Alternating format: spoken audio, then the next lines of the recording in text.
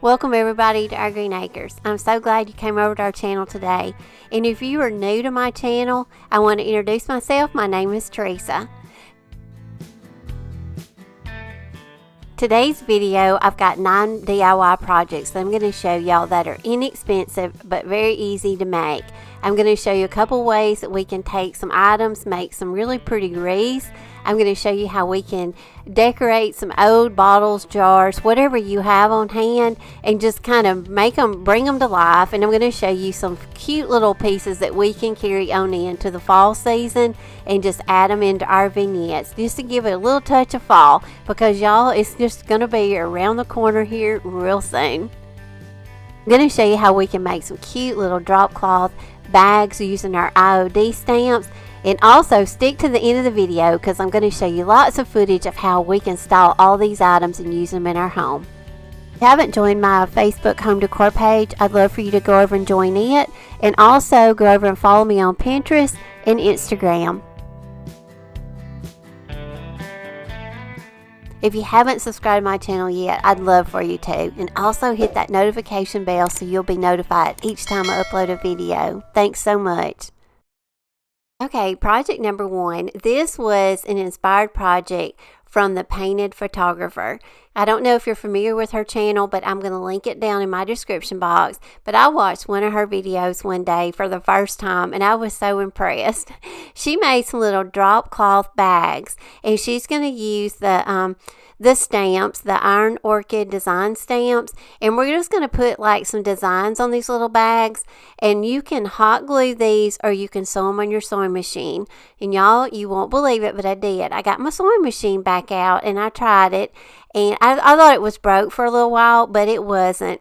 So I got it back out. I stitched them up the sides, and I think I did my drop cloth. I'll put the measurements of my drop cloth down below, but you just put it in the wash machine and the dryer once you get them either stitched up or hot glued up on the sides. And you want to leave a little of an inseam because you want it to ravel. And when you take it out of the dryer, you've got a great ravel, and you know, you've got that little fringy rustic look on the side, and you just want to trim it up. And then you can either put mason jars in this, or you can put old paint buckets, whatever you have that will fit down in your bags.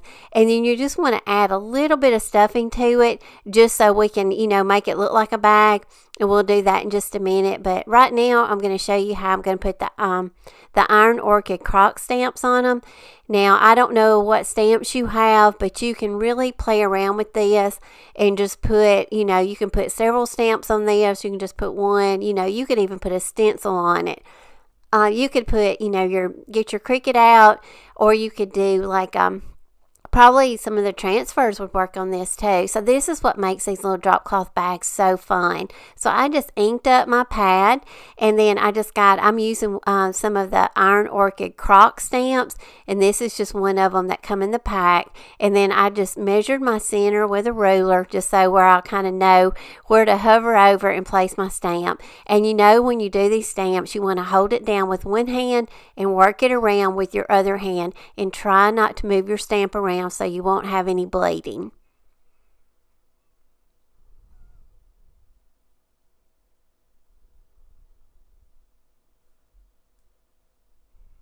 And that's as simple as that. Now look what a cute little bag we have. Now I'm just going to show you a couple others that I made and just give you some more ideas of the other stamps that I had. And this was such a fun project because you just go in, put whatever kind of labels or stamps you want on the front of your bags. You can even put little pockets on the front of the bags. You know, just make them however you want. And I'm going to show you at the end of the video some ways that you can style these and use these. You can just add some florals to them. You can wrap some twine and some ribbon around the tops of them. Just kind of tie them off with some bows. These just make such really cute little rustic decor pieces, especially for the upcoming fall season. Now here I'm just going to add that little, this is just some old pillow insert some foam that I had from an old pillow. And like I say, you can use your paint cans, you can use your mason jars, just depending on what size bag that you want to make. And you do want to make it long enough to where you can have a little cuff at the top and just kind of roll that down. And like I say, you can tie some little ribbon around it, and just make it however you want to. You could put cotton stems in it, you could put sunflowers. Like I say, these little bags are so fun.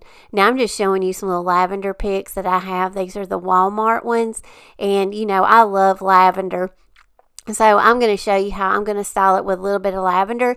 And you can also put some, some floral foam down in it if you want to, secure your flowers in it, really good. And like I say, just embellish your little bags any way you want to and just add them to your spaces. And I think these are so cute. And you can even put these on tiered trays if you wanted to.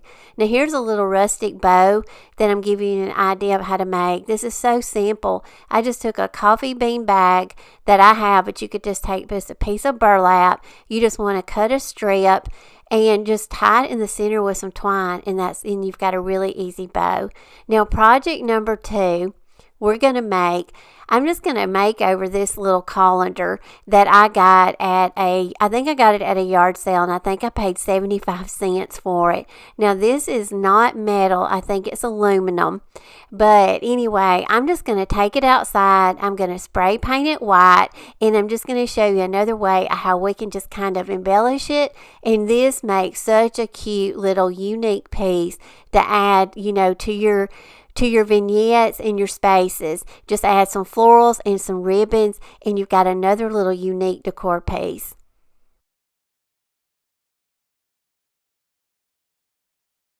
Okay, the next project, we're going to work on a silver ladle. Now, I picked this up at a yard sale, and I think I paid maybe $1 for it. I love working on silver, especially when they have a little bit of that ornate, a little bit of that design. This one has it at the top, and here is my inspiration. I saw these on Pinterest, and I thought these were so cute. So I'm going to do something a little similar, and I'm going to show you how we can, make it look like that. So I'm not going to leave mine silver. You could if you wanted to. I could have, took some of the tarnish off of it and shined it up, but I decided I wanted to chalk paint it. So of course I'm going to go over it with my Rust-Oleum linen white chalk paint, and I gave it a couple of coats. Okay, here it is all painted. Now what we can do, we can leave it just plain. I did not want to go around and sand it because in some places it probably would have distressed well, and in some places it did just kind of distressed itself, and I just kind of left it. But the thing I didn't want was that shiny metal to shine through. So if it did, I just went back over it with some white paint. I added a part of a stencil to it because I just wanted it to have a little wording on it. And then I took an old board. This is just a scrap piece of wood that I had in my shed. I added a little wood filler in because it had a few holes in it. Then I went over it with my candle wax. I chalk painted it, and then I distressed it with my plastic scraper. So now I've got a nice distressed chippy board to put my ladle on. The next thing was we had to figure out how we wanted to attach it. We could have glued it, but I didn't feel like that would probably have held it very well. So Ben said he had an easy solution. He said, I'll just drill a hole in the bottom and then drill a couple of holes and wire the top down. And that's what he did. So he's just showing you here of how he kind of went in, drilled a little hole in the spoon part, and then he just added a screw to get that secured at the bottom. And then, for the ladle handle at the top, he just drilled a couple little holes and he just looped a piece of wire around it. And I'm going to add a bow, but, I added some white paint over it. You really can't even see the wire. So that is how we got it attached to the board. Now, you can use this little ladle now on this board for so many little things. You can put florals in it. I'll show you a few ways of how I'm going to style it in my staging at the end of the video. So now y'all know I love old gardening tools. I have done several videos on rake heads and shovels, and y'all, my little mother, 76-year-old mother, she's so sweet. I went over to her house one day and she was like, I watched your video of your shovel and your rake. I've got an old shovel and an old hoe. My mother went out the shed, brought back a bag, and she had an old shovel and this little hoe in it. So I had to do something with this little hoe. These little things are so cute, and they're just, I don't know, they're little conversation pieces more than anything. But I just went over it with my wax, and then I chalk painted it, and then I distressed it with my scraper. And I'm also going to give it a little bit more of a distressed look with a baby wipe. Now, anytime you want to take a little bit more paint off, and of course with metal, you don't really want to go around with sandpaper. So I just took the baby wipe and I just kind of went over it and rubbed in the areas that I wanted to have, the heaviest of the distressing. Now, the really fun part for this little hoe is you could use it on the back where I'm distressing now. You could, display it this way, or you could turn it around and display it, with the front. So I'm going to actually embellish the front. But like I say, you could actually lay this down and you could do something to this back right here, just however you wanted to display it in your home. Now here's what it looks like once I got it all distressed, and I think it turned out really cute. And like I say, the sky's the limit on this. You can put a stencil on it, but I'm going to go again with my stamps. I'm really trying to practice with my stamps, and the more I practice and use them, the better I get. Now, I'm using gray ink because this is all I have, but I'm just going to ink down my pad like I've showed y'all in previous videos. You always want to make sure you have a very moist ink pad before you begin, and then you just want to, rub over your stamp really well. Make sure you get the ink on, all parts of it. And then you just kind of want to hover over the, where you want it. And I did not get my ruler and measure to the center of my rake. I'm just going to kind of go where my handle is because I feel like that would be the center. And that's where I put my stamp down. And again, you just hold it down with one hand, work it around with your other hand, and try not to move your stamp. And I think this made the best embellishment for this little hoe. I started to stencil it, but then I got to thinking about my stamps, and I thought, we're going with the stamps.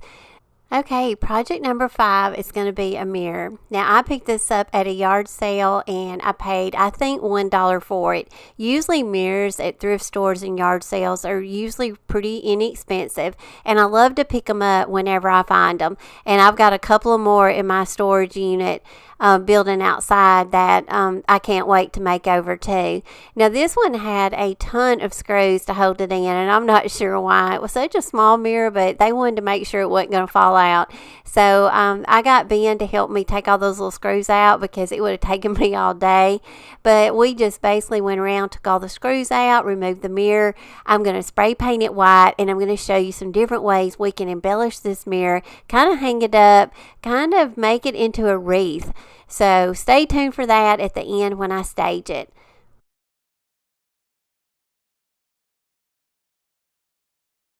Now, moving on to project number 6. This is just like a metal ornate. I don't know if it's a trivet, but it's probably like something you could hang on the wall, or you could probably use it for like, a stand or a trivet or something. But I picked this up at a yard sale for 75 cents. So I chalk painted it white, and then I'm just going to go over it with a sanding block. I'm going to bring some of that little copper look back out, give it some distressing, and then I'm going to show you some ways of how you can embellish a piece like this. Now, this piece is metal, so if you have some little magnets, I've just got some little round ones recently, but you can add those to the back of photos or bows. We can hang wreaths on this. So, like I say, I'm going to stage it for you and give you some ideas. Okay, y'all, project number 7. This is going to be such a cool project. This could possibly cost you $1. Depending on where you get your coffee filters, they run anywhere from $1 to $1.50. But if you can find them at the Dollar Tree, pick up a pack of coffee filters, and you'll need one wire hanger. Now, I've got a white one, but you can use any color you want. Just make sure it's kind of flexible to where you can bend it. We basically want to take this coat hanger, we want to bend it in the shape of a circle as best you can. And it's not hard to do. It's very easy. And I've made a heart wreath like this. And I'm going to link it down below. But I made it the same way, but I made it in the shape of a heart. So I'm just going to take it, and you want to clip it in an area where you won't have as much weight on it when you get done, because we're going to have to tape that section back up. So I just went across the top and clipped a section. So now I'm going to take my coffee filters. I'm going to start coffee staining them in some leftover coffee. You just want to dunk in a few at a time. You want to wring them out, and then you just kind of want to spread them. And I'm just spreading them on a plastic garbage bag. And later on, that way I can pick that garbage back up with them laying on it. I took them outside on a day where I could let them dry outside, because that way, just once that air hits them, and if you've got a sunny day, they should dry really quick. So you don't have to really unscrunch them a whole lot. Like I say, just kind of spread them out enough to where they can air dry, but we want them to be scrunched up.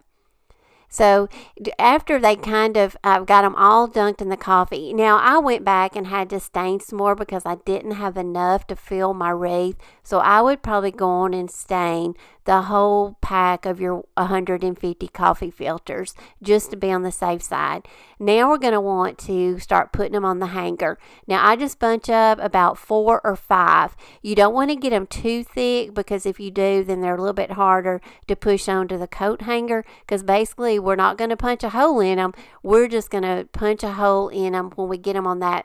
We're going to let the coat hanger punch the hole. So here we go. We just want to work it through. You don't want to tear the coffee filters, but you just want to get a little bit of a hole to where you can slide them on. And that's all you do. Just bunch up, your next few. Just take, like I say, 4 or 5.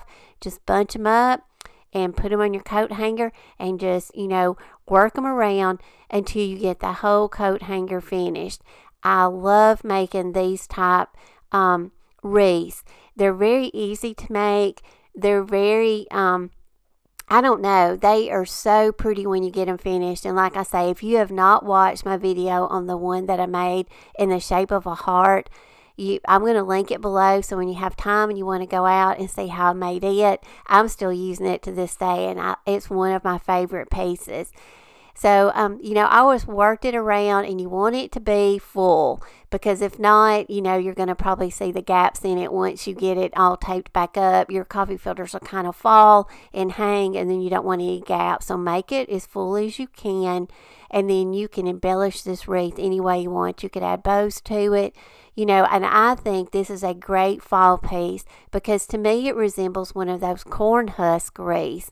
And so anyway, for possibly $1, we have just made a very large wreath that we can use pretty much throughout the year. You can use this for any season, but I'm planning to put this in my home for some fall decor. Now you want to take some really good high quality duct tape, and this I think is actually duct tape, but you want it to stick really good, because what we're going to want to do now is we're going to want to tape that section back down that we cut, because we're done putting on our filters. So now we just want to secure that down really good, wrap that tape around it, and then you want to go back over it, spread your coffee filters back over that little area, kind of scrunch them up and shape them, and we have got a beautiful wreath, y'all.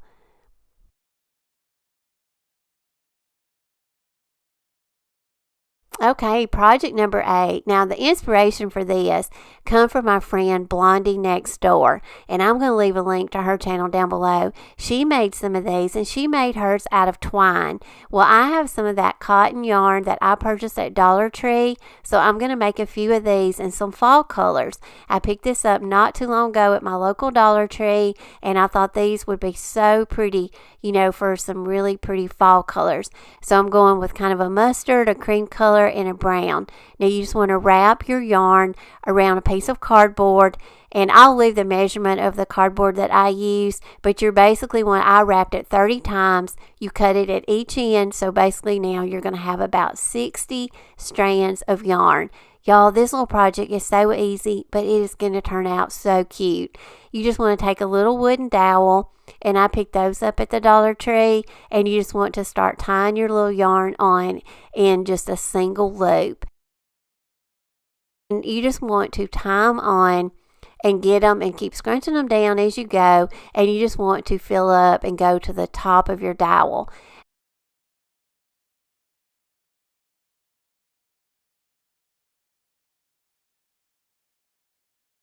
Now this is a fun part. To ravel out your yarn to make it kind of frazzly looking, you just want to get a comb and you can comb it.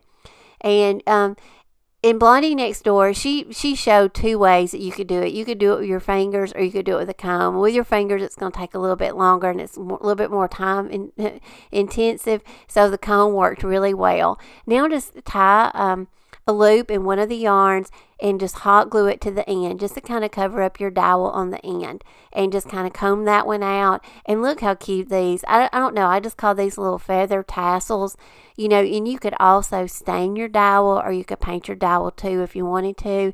You could even clip it off and make it a little bit shorter, you know, a stick if you wanted to. But I left these long because I thought these might be neat in the fall. You could add these to some of your centerpieces or your floral arrangements. You know, you could just put them on stack books, or they just make a really cute, very inexpensive little detail to your vignettes. And they're a lot of fun to make, and they're actually very quick to make. I made all 3 of these just real quick one morning, and they're actually so quick to make, I decided to make one out of twine. Now the twine one will frazzle a little bit more when you go to comb it, but because it sheds, and I kind of trimmed this one up, but I love the twine one. Okay, y'all, project number 9. This is also a very easy and very inexpensive decor project, but this will add so much, I don't know, detail and just a huge statement piece to any of your, you know, your spaces in your home that you may need something for the fall season or just any season for that fact. But I purchased these old bottles last year at a yard sale, and I didn't pay anything for them, and they're very old. And, you know, I just want to show you how you can take old jars, bottles, whatever you have, if they're clear, if they're brown, and, you know, of course, when they're old, you don't want to paint them and you don't want to damage them. You really want to leave that old character to them and leave them in their natural state. But you can add a little bit to them, and with some Gorilla Spray adhesive, or you can take some Elmer School glue, print out some graphics. The one on the left I purchased from a little Etsy shop, and I have used it in a lot of my videos, making a ton of projects with this one. And then the one on the right, I downloaded that from the Graphics Fairy. I stained it a little bit to give it that aged look with some coffee grounds, and I just applied them to my bottles. So if I ever want to take them off, I feel like it'd be very easy to do so. Okay, y'all, before we get to the styling ideas and inspiration part of the video, I want to introduce y'all to a couple of products I have recently received that are game changers to me. First of all, this is my current dish rack. As a lot of y'all probably know, if you've watched my home tour videos, I do not have a dishwasher, so we have to wash all of our dishes by hand in the sink. So a nice dish strainer to me is just, it is a requirement. So I've had the one that I had a couple of years. It, you know, leaked. I had to put like a draining mat up under it, and I kind of had to fix a little silverware caddy myself, just kind of make it work. I loved it. It was rustic looking, but it was more for decorative use more than being functional to us. So I had a company reach out to me and ask if I would be interested in trying out their products. Well, the first thing that I saw was this great dish strainer. So I've actually been wanting to purchase a new one, so this was right down my alley. The great news is, until the end of July, they are offering my viewers 30% off of the 2 items that I received. So I'm going to link those promo codes, the discount codes, down in my description box. Y'all, this dish strainer to me is a game changer. It has drying mats that are easy to pull out. You can dry them off, you can wash them, you can just slide them back in. Ben took it outside that day. He unpacked it. Everything was nicely packaged. It comes with all of its hardware. They even send you a little screwdriver and little tools to put the things together. Ben had this put together in a matter of minutes. It has a place for my cutting board. All of my dishes don't fall off of it. So far, we are so enjoying this dish strainer, along with its many features. This dish drying rack will hold up to 17 plates and 18 bowls. So y'all, that's a lot of dish storage for a dish rack, in my opinion. And if it will fit in my small kitchen, trust me, it'll fit just about anywhere, because my kitchen is very small. This was another item I had to have. I'm going to use this upstairs in my craft area, but you can use it for just about any place in your home. You can use it in your laundry room. You know, you could put books on it. Just you know, you could put your cleaning supplies on it. But I'm going to turn it into a craft center. And these items are so affordable. This item right here, before the it retails for $35.99, and if you use the discount code that they're giving, offering us till the end of July, it'll expire on July 31. But if you use the discount code for 30% off, your price will be $25 and some change. So y'all, this right here to me, that is very affordable, and I can get so many of my craft supplies on here and they'll stay organized. And the lovely thing about this tiered tray, it's 3 tiers of course, but it has all these extra little compartments that you can attach to it, where you can put paintbrushes or just, you know, just add other accessories to it. And I'll show that to you in just a minute. Being right here is demonstrating how easy it was to put the little wheels on it. So like I say, you can just roll this around your home wherever you need it. And here's the little attachments that come where you can hang, you know, like in just a minute, I'm going to stage it for you and give you some ideas of some things that I used it for up in my craft room. But y'all, I absolutely love this little cart. And here it is. You know, it's got places for you to store your glue gun, your paint brushes. I've got my Mod Podge, all the things that I use pretty much on a daily basis when I'm working on my DIY projects and my crafts. I can easily access them right here on my little rolling cart. So I hope y'all go out to the link I'm going to attach below. Go out if you're interested in the 2 items that I have featured in my video today, the 3-tiered rolling cart or the dish drying rack. You can save 30% until the end of July, and I'm going to have the discount codes listed below.